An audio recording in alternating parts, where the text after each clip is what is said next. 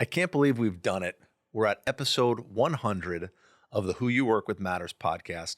Started as the And Insurance podcast when we really wanted to tie insurance into all of our conversations. Now I want to celebrate the who's in our lives and the people that have worked with us, the people that we trust in our business, the people that trust us in their business, and the people that elevate all of those around us and that we network with. We've had so many great guests, so many great conversations. I can't wait to share some of those clips with you. My journey started in 2020 with Andrew Talcott on the Totally Local podcast. We were running around having a good time. And ever since then, I've been addicted to this. Thank you to Rex Productions. Thank you to everybody on our team that's worked with us over the past couple of years. Enjoy some of the past clips from the last 100 episodes, and we can't wait to see you on the other side. So there is a very well-known Italian specialty deli somewhere in New Jersey. Like, okay. I don't want to use names, but we went into him and he goes, "Listen, my friend, saved me $5,000 a year," and I moved to him. I said, "Great. You still need my help." Now he signed my agreement. I said, "By the way, your friend is making $20,000 a month off your back for putting a credit card terminal there. $20,000. Wow. Now they do about $1.5 million a month. It's a $10 million business, but. Okay. The rep didn't do anything. And when you do that math, right, it turns out that every day that store opened, the first $1,200 in sales and the profit that went along with that went to the sales rep that signed up the credit card machine. Wow, and people don't think like that. They go, "Wow, I'm just going to sign up. I'm going to spend $2.5 or $3. Okay, well, who signed you up? Right. How much are they making? And if they have an incentive to make more by charging you more, you got to watch out." So how do we educate business owners, whether they're mom and pop small or moving up in the, the 10 to $50 million range? How do we get them educated, right, with respect to understanding and knowing what a good deal is, what not a good deal is? Like, if I want to say, "Hey, Eric, I'm about to sign a new credit card deal. I want to hire you as a consultant." Right. Right. That's still the same thing. It's hiring you on, making sure we have the right contract to get started with, and then working out a deal to maintain the monitoring service on that. Because that's pretty cool that, you're not saying, "Give me 50 cents today." You're saying, "You're going to give me 50 cents tomorrow also." But when they charge you $1.50, you're getting that dollar back. I'm taking the 50. Right. Well, I mean, listen, if it's a brand new business, doesn't accept credit cards, I just put them with a preferred processor, someone that I'm friendly with. Okay. And if they want me to monitor it, I'll charge them a flat rate, right? Okay. Or I'll just put them with someone I trust, right? And then they don't need me. It's a courtesy, right? What I've learned in business is you don't have to make money on every relationship. True. The ones I've taken care of without making money gave me 10 referrals. Right. And that's how you build a network, right? But how do you educate them? You hire someone like us, right? And, not really joking around, but there's no one else really that's doing this. Right. Or you hire someone, $100,000 salary that knows merchant services, because that's what it's going to cost for someone, and you bring them inside. Okay. Well, to me, it makes sense to outsource it on a contingency basis. I'd outsource everything. Right? I mean, we make money if we share savings. That's all it is. So it's found money. I remember the first time I heard about, what you're doing, and I was just like intrigued from day one, because I'm like, there's so much opportunity out there for me to even refer business to you, as I do to payroll and accountants and anybody else in my network. That is just a tremendous opportunity to find alternate ways of helping other people. But as we're sitting here in Rex Productions, it sounds like you have so many, different cool video ideas to put out into the YouTube space. Get your YouTube channel up and running. I can see the wheels spinning in your head right now. She also said she was lucky. She has no idea. It's not like she cracked the code. Right. There is no code. It's that she was just lucky in the things that she did to wind up where she was. So she said luck had a lot to do with it, but the balancing act. I mean, it's hard. Luck is hard work. Correct. Luck is, and through that entire book, the amount of hours, she said she was blessed with only being able to have to sleep 5 hours. So she would work until 12:30 in the morning. Right. At home, sleep, and then back up, repeat forever. I need my 8 hours. I can't do the 5-hour thing. Which is another Ray Dalio, the principles book. Another 90-hour. You don't have to do that, though. You don't have to work the 90 hours, but they do make a point to some of these people who take things to a whole nother level with their companies and their businesses and the way their thought processes work, is they are putting in that time to take things to a whole nother level. Correct. Now, my level of success, your level of success, I'm not measuring myself against a Ray Dalio. Right. I don't want that life. I don't want the 90-hour work week. I don't want to work, the way he sets it up in Principles is like, I worked in the business, for 45 hours, and then I spent another 40 hours working on the business and writing code and algorithms and figuring out these formulas and doing all those other things. Right. He was operating in both, he was wearing both hats, Right. the operator and the creative, put it all together. I mean, that's exceptional. And it takes a special kind of person to do that. And that's not me. I want to go play golf. I want to be with good people. I want to run my business reasonably well. I'm looking to see if my phone's ringing to make sure I don't have to do anything right now. That's because we started late and we ran over. We're addicted, and but no, we're listen, addicted. But it's Addicted one to of those what? things. Addicted to what? That's a good question. Now I'm running this. What do we addicted? Wait, how do we switch? We're Should addicted. we switch seats? Addicted to what? What's Growth, that? success. It depends on how you want to define it. I mean, I don't know if I'm addicted to growth. Maybe I am, because I don't shut the marketing machine off. Well, I know. I don't think you coined the phrase going. "money never sleeps," but somebody did. You repurposed it, but you're not Is wrong. That's Wall Street, right? Money never sleeps. Guess It's not a that's book. true too. Is that a book? I don't know. But anyway, Might be. You're right. Money never sleeps, but it depends on how much money or what you want to go after in life, and how many who's and what who's do you want to bring along the way. Now, Yeah. I want to dive into something. So we talked. Okay. We hit a few books. You hit the Who Not Hows, and you hit Yep. Ray Dalio. Networking, and I've had a couple of good networking conversations. And I've always said this about you: is you are one of the best networkers that I know, because you will talk to anybody at any time about anything, and you don't even talk about business when you Just do. anything. Right. Anywhere. It's true though. But I think what's interesting is, and what everyone's saying is $1 million really doesn't get you far in Jersey anymore. Along the whole coast from here all the way down, in Monmouth County specifically, the average price point is $2.2 million. I always think about, my prior homes that I bought. My first real estate purchase was $150,000. And then my first family home was $675,000, and that was a stretch.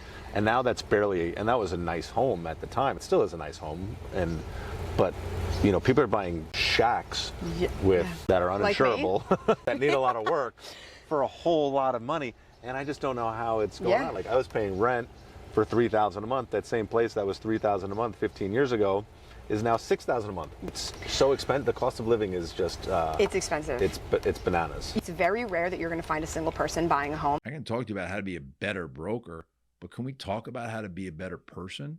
Can we talk about the kind of person that you want to be? Because I don't judge. Right. You want to work. You want to be a workaholic. Like, God bless. I was that for a while, and then I got divorced. And when I got divorced, I had to really look hard about who I was and what kind of parent I wanted to be and what kind of partnership I wanted to be in post-divorce, and be a better person in a lot of ways. And so, look, I have a word of the year. You know this. My word this year is connection, and I want to connect better with people. We lost somebody in our family last year, and looking back, I just wish, you can't change things, but at the end we weren't as connected, and I wish that I had been. And we had been, attached at the hip for a long time. Sure. And, he was in Florida, I was here, and it just we weren't connected in a way that we were a long time ago. And so don't have a chance to do it over. So, I'm very thoughtful about what I want my life to look like. And I think that people get caught up in, I got to get to work. I got to make the money. I got to do the things. I got what I have to do. What do you want to do? What do you want to do? You want to drive your kids to school every day? Figure it out. Right. You want to drive your kids to school twice a week? Figure it out. Like, don't give me an excuse. I had a client one time said to me, he goes, you're a real asshole. I go, what are you talking about? He goes, you have no brake. You are all gas. So what do you mean? He goes, well, you're just like me. I go, well, that's a compliment. He goes, you do the best thing you can for your client all the time. He goes, I tell my friends all the time, you got a problem? Don't talk to me about the problem. Talk to me about how to solve it. Right. You get a DUI, don't call me and cry. You get a DUI and you want me to find pictures of the cop doing something that he's not supposed to be doing? Call me, okay? But don't call me with a problem. Right. Call me to figure out a solution. Love that. And so I'm trying to figure out solutions all the time for myself. I try to help people when I can figure out solutions for themselves, but it's really like, hey man, let's take a step back. And you better believe it. If all of a sudden you were posting every day about work, and your girls disappeared out of that Instagram feed, you'd get a phone call from me. And I'd be like, what are you doing? You're missing it. But Right. you do such a great job of being a parent first and a business owner second. And you've created this life that is to be envied, not because you have this business that is great and you got the swag and you got all the things, but because from an outsider's perspective, and I get a little peek inside sometimes, but you have a 360 life that includes the things that you love to do. The skiing is there. The time with your girls is there. The time at, the workout stuff is there. All the things that you share that with the world. And that's you being a good mentor to the next guy who starts an insurance business that says it's not just about being out at every networking event. Pivoting to that book conversation, you were doing a podcast or you were shooting a video with your team. You do your videos at Bellworks or wherever you're doing them, or it might have been on a podcast, and you talked about a book by Will Guidara, Unreasonable Hospitality. My favorite. Absolutely one of my favorite books. Same. So what drew you to that book? How did you find the book, and what do you really love about it? So I was actually at a Sotheby's International Realty. It's called Global Networking. Okay. Event. They do it every 18-ish months, and it's agents from all over the world get together. We talk about best practices, what's happening in our markets, Right. and it's just a weekend or a few days during the week of just intense, Okay. an intense learning experience. Will Guidara was our keynote speaker. That's awesome. And you could hear a pin drop. Everyone was just in awe by him. And so naturally, we all had his book. We all read it. He gave an amazing speech and just really was totally engaged. And the whole idea is to give unreasonable hospitality to our clients. And so there's a major difference between service and hospitality. And I loved hearing what he had to say about all of it.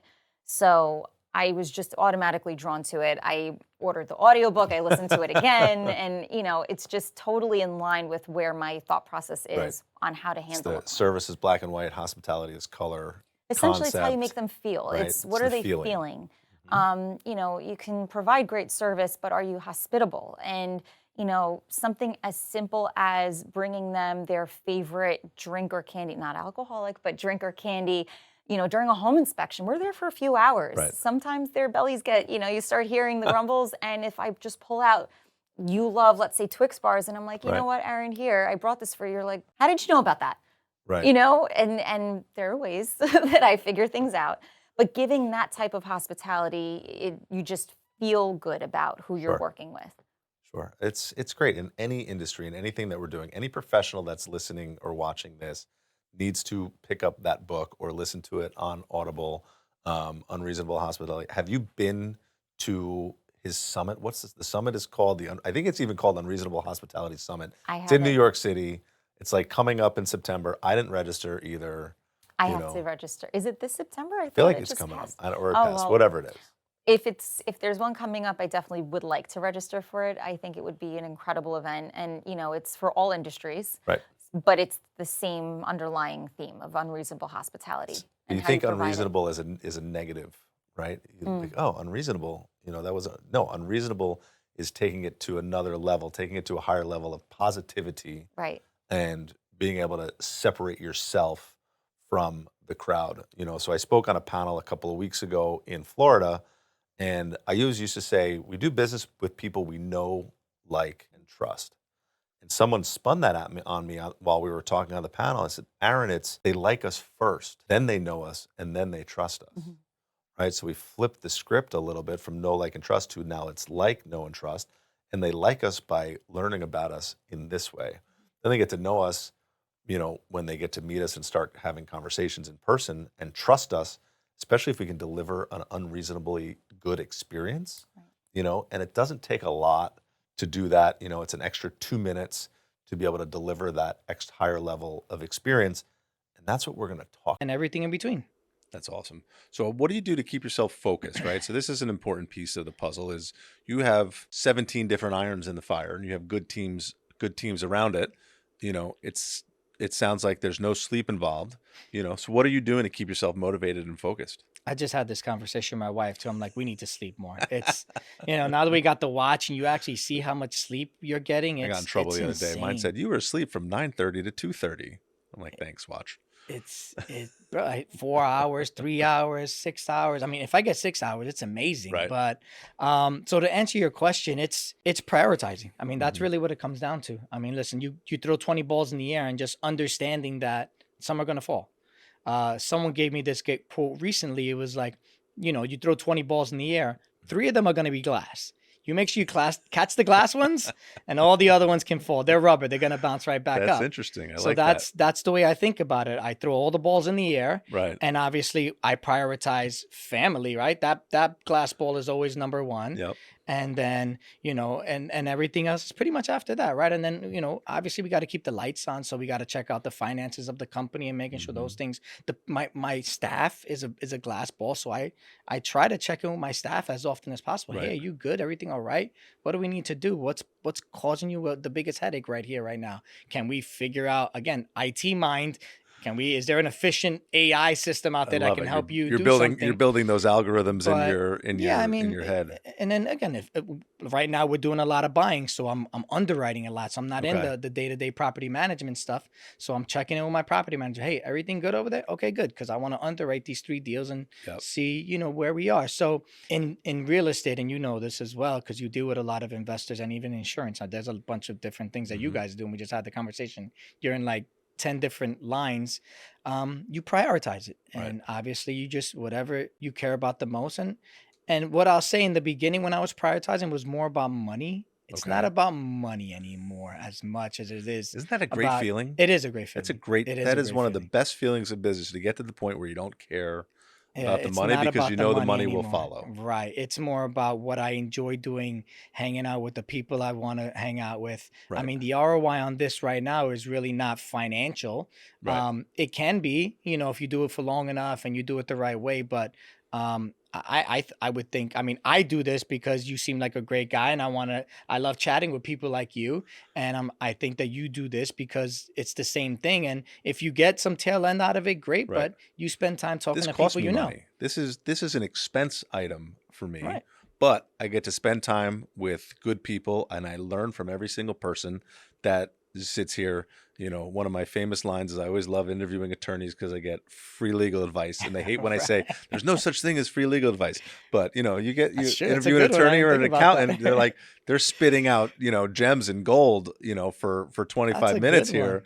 And you get to pick it up, write some notes, and they're not billing you for Another check on the reason to start a podcast. When you have a bad legal issue, you just get the lawyer on your podcast, because everybody wants to share. And it just gives us a social media outlet too, right? My social media team is here in the studio, taking pictures and putting behind the scenes stuff up, and then they'll get this out for broadcast to share on LinkedIn and Instagram and YouTube and all the things. You got to be out there. You have to be out there. We're in businesses that we have to be out there, so it's smart. If I didn't have fun sitting here having these conversations, I wouldn't do it anymore. Because if I don't enjoy it, I can go do something else. I can find another way to spend time and money other than sitting here. But I love the connections that I make by doing this. And anybody that wants to start a podcast, and I get questioned all the time, oh, should I start a podcast? If you're going to be consistent, if you have the ability to create some consistency, then do it. If you have something that you want to talk to people about, then do it. The local podcasts are great. I don't care necessarily about the views and the listenership. I care about the content and the people, and just being able to continue to let people know that we are a subject matter expert.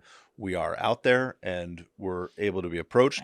And I think that all just goes And you're a providing a tremendously long way. service. I mean, the questions that you have in your head, I know millions of other people have those same questions. So Right. if you can put it out there and you're doing a service, at the end of the day, if you help no one, you've Right. answered questions in your head. But I'm sure there are a lot of other people with the same questions. I mean, who's not out there trying to figure out how to get out of their 9-to-5 grind and get into real estate? Yeah, I'm afraid of prices today. That's just me. Maybe I'm a wimp, but look at where crypto's at right now, and that's why you have to be an asset owner. Like it's that's just unbelievable. It drives me nuts that people just and again, just dealing with like traditional financial advisors that want to keep you in stocks and bonds all day. That drives me Right. nuts. I think at least 25% of your portfolio should be in real estate, Right. because as prices go higher, your real estate portfolio goes higher, Mhm. and that's why you should own a little bit of crypto. I don't, 1% at least, but as Right. much as you're comfortable with, you should.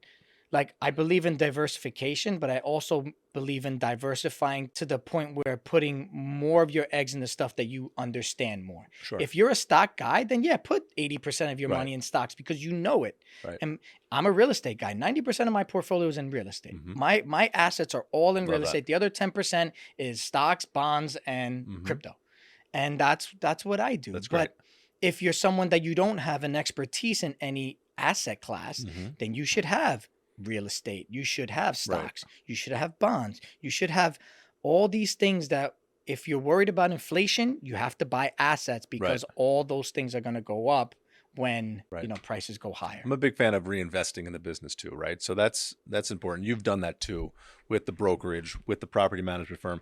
You're reinvesting in your business, which is building you a bigger asset, right? So having a saleable asset as the business, property management firm is a saleable asset if you have enough doors under management that aren't your own, right? All the physical, tangible assets of the real estate, you're just continuing to build things that are saleable assets, which is tremendous. So say I'm manufacturing scarves and I have a contract with Walmart, but my product doesn't show up on time and Walmart says, we don't want your shipment anymore. Well, What happens then? You've already paid the manufacturer on behalf of, whoever hired you, right? Whoever borrowed the money from you. What happens when in those situations? In a situation like that, you would change the label. So instead of it being a scarf for the winter, it's Right. now a summertime cover-up. Right? You just got to like repackage it and deliver it, and sometimes charge more for it. No, that's real, especially today with all the supply chain disruptions and the delays in shipping. I mean, more so when you think back 12 months ago when it was taking what would normally take 30 days for a container to arrive from China to California. Right. Even with congestion, people aren't seeing their goods for 45, 50, 60, 70 days in some instances. And it created a lot of issues. One of my good friends was actually selling to a subscription box service, and he was selling a holiday product. Okay. Right? And he was late. One of the containers was late in the shipment, and they canceled it. Right. They said, oh, we got the first one. We'll be fine. We don't need the second one. So he's sitting there with like 180,000 pieces of this one product. Right. Like one product. And he's like, I can't even like give it away. Right. Because it's past the season. You have to sit on it until next season. The market was like hot for this product, so now everybody has it. Right. And he's just like sitting there with it. I'm like, just eventually you just got to throw it out. But he got stuck. They wouldn't take it. That's wild. Yeah, discounts, everything. They're like, no, we don't want it. I have a friend that does the insurance for one of the larger sneaker manufacturers out of California. And they had a container full of sneakers stuck in the ocean. Mm-hmm. Ocean, wet, mold. Oh my gosh, yeah. So they had all these sneakers, and they wound up cleaning the sneakers. Really? A lot of them were salvageable, and they went to salvage, but they had to get creative. And then they said, those gel packs, those salt packs that absorb the moisture, well, they had to triple the size of the gel packs in the sneakers for the next container coming over. Just absolutely. creative stuff, but it still cost them $200,000 in loss for this container of sneakers sitting in the ocean for so long. Crazy story. Yeah, I mean, there's that issue, but there's also the issue of like, when did that moisture even get into the box? Like, was there an issue at the factory? Right. Was there an issue when they shipped the product? Every time we make a big purchase, we send in like an SGS or an Intertech, which are the world's largest global inspection companies, to look at the product. Nice. They touch it, they feel it. They might say, there's 50 pallets. We're going to open up every 5th pallet. We're going to take 5 random boxes, open them, weigh them, check for moisture, the color, drop the box, make sure everything's what it's supposed to be. Right. Because otherwise there are situations where people could be shipping trash right from the factory. Sure. And then you get it, and they're like, oh, we don't know. It was fine when we delivered it. Right. Right. Well, the small guy's trusting the Chinese manufacturing plant to deliver what was supposed to be delivered, and QC is tough. That makes it so tough. cheap. That makes it tough on insurance also. Yeah. You have to not inspect knowing the goods. what's going on with the product at the end of the day, and we see it in domestic manufacturing too. We've had certain issues with different kinds of products. So, who should be calling you? Right. If you go and try to calculate your own monthly payment, you'll go on Zillow and they'll show, $100, $125 for homeowners insurance. When in reality, that's impossible, especially around here, Right. when all the purchase prices are higher and the homes are bigger and the cost to rebuild and all those fancy phrases in your world come into place, right? All those things, right? The reconstruction, the replacement values. Yep. And those values are up. The cost of insurance per dollar of dwelling is up. Yeah. We're finding some stability, but I've been having this conversation often lately, and it's affordability and availability. New Jersey's not having an availability crisis when it comes to insurance. Not yet, and I don't think we're going to. We're seeing some companies come back to work in the state of New Jersey. Shore One is back open again for homeowners locally. Narragansett Bay just started working again in the state of New Jersey. So we're seeing these companies. We're seeing these companies come back into play, which is great. So we're great on the availability side. Prices have gone up significantly. Now we should see the plateau and hopefully some stability on that part. But other parts of the country are not as lucky as we are in the Northeast. And if you look at a map of 2024, billion-dollar catastrophic events throughout the country, it's the Midwest, a little bit in California, and then south into Florida. And this whole Northeast region is pretty well isolated, knock on wood. Hopefully we stay that way. Mm-hmm. But we pay for insurance on a global basis. Yeah. So we're all paying into the pool on a global basis when it comes to our insurance premiums. But Yep. New Jersey, we're still in good graces with respect to a lot of those things. So we're lucky enough that things haven't gotten as out of control as they have in other parts of the country. Yeah. So education is huge, right?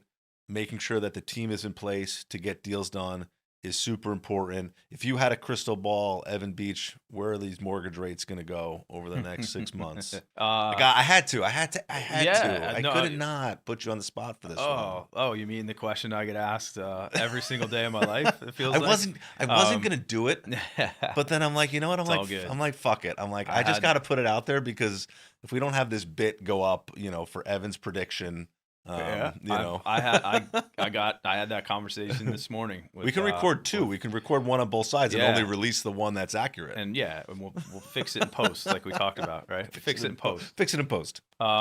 So we've been in this kind of pocket of rates, if you will. It feels like for the last 3 to 4 months now, where we've just been hovering between call it anywhere in the high sixes, like 6.75 to 7.25. We've been in this range.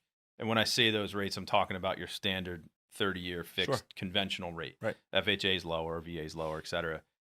We've been in this little pocket now since, call it very late fall, pretty much.